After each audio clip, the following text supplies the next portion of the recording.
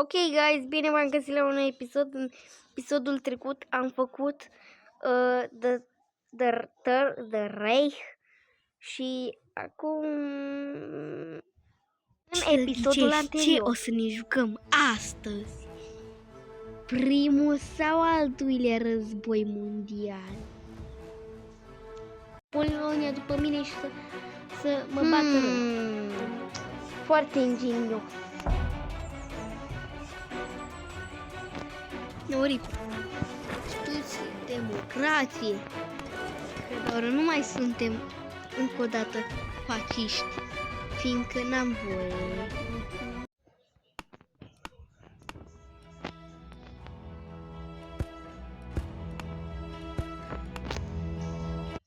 Că Austria ne-o trebuie și părțile astea nedorite de dumneavoastră. Ok, foarte, foarte ingenios. De minutul nu m-ați găsit reacție la propriul episod. Foarte tare.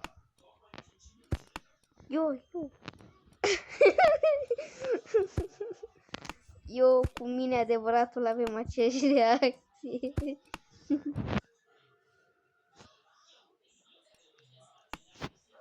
Eu când am luat pe ăla să răspună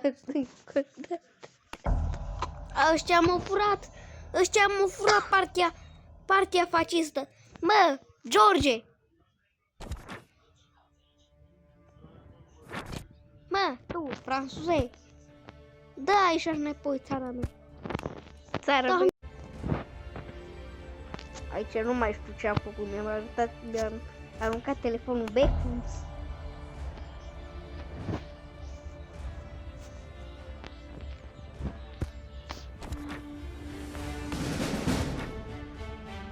Protestele au încetat. Atât odată pentru toată ziua lumii mele.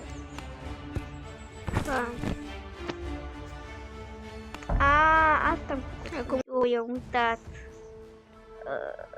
Ăsta o să vi-l prezint altcândva. Ăsta iară. Ăsta iară. Și ăsta iară. Numai lăsați-mă în pași acum.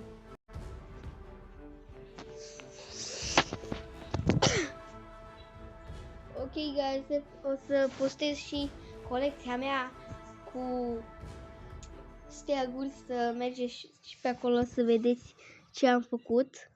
În sfârșit, The Old and Nice Reich, the Reich, that's the power, the Reich,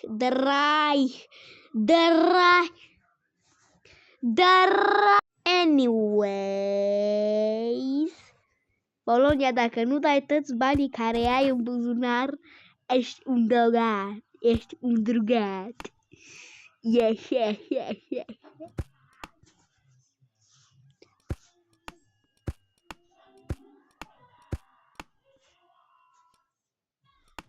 Idioți! Calamar, mai taci, calamar, că n-am timp azi. No, 4 lei, atâția au georgenii mei.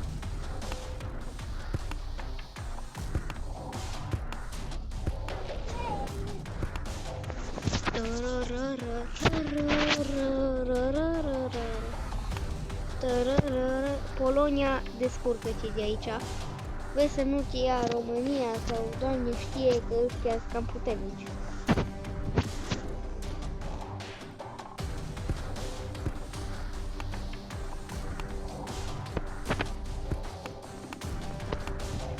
Dar nu spui la nimeni, da?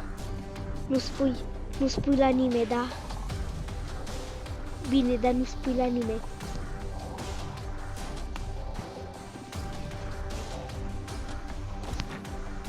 O explodat nucleara din Cernobâl. M-a spus Polonia.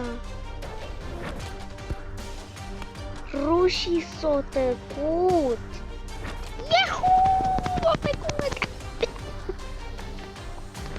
Cernobâl e univa. Ei, nu mai avem Cernobâl.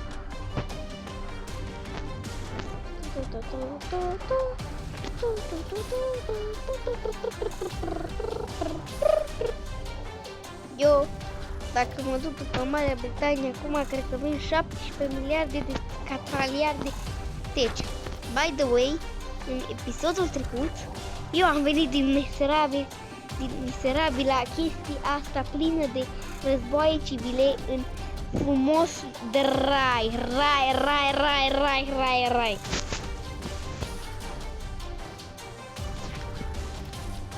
Să veniți și pe My Movie. Este un stat înapoi la viață. Are voie să se spawneze așa frumos la viață că vrea el.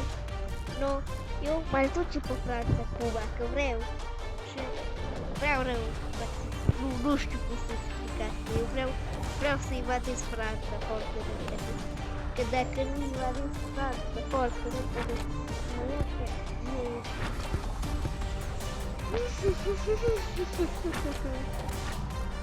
Am uitat că ăștia-s comuniști.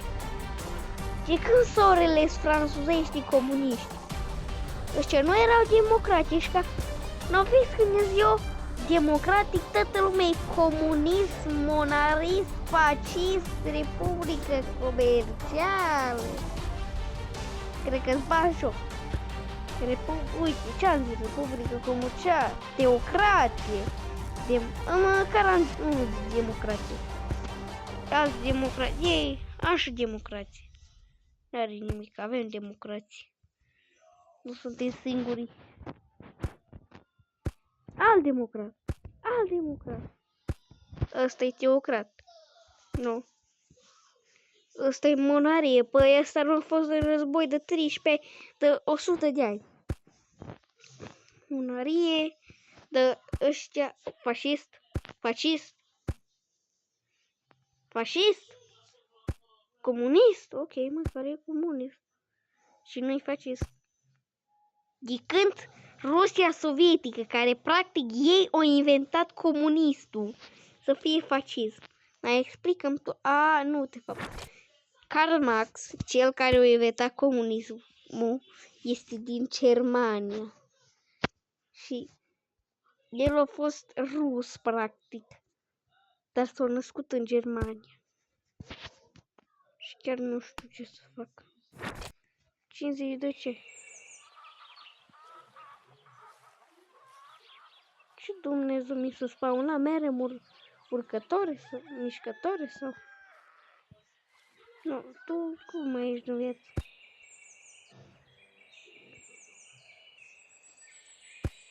Eu dacă aș merge la război cu Danemarcii, nu avea nimica.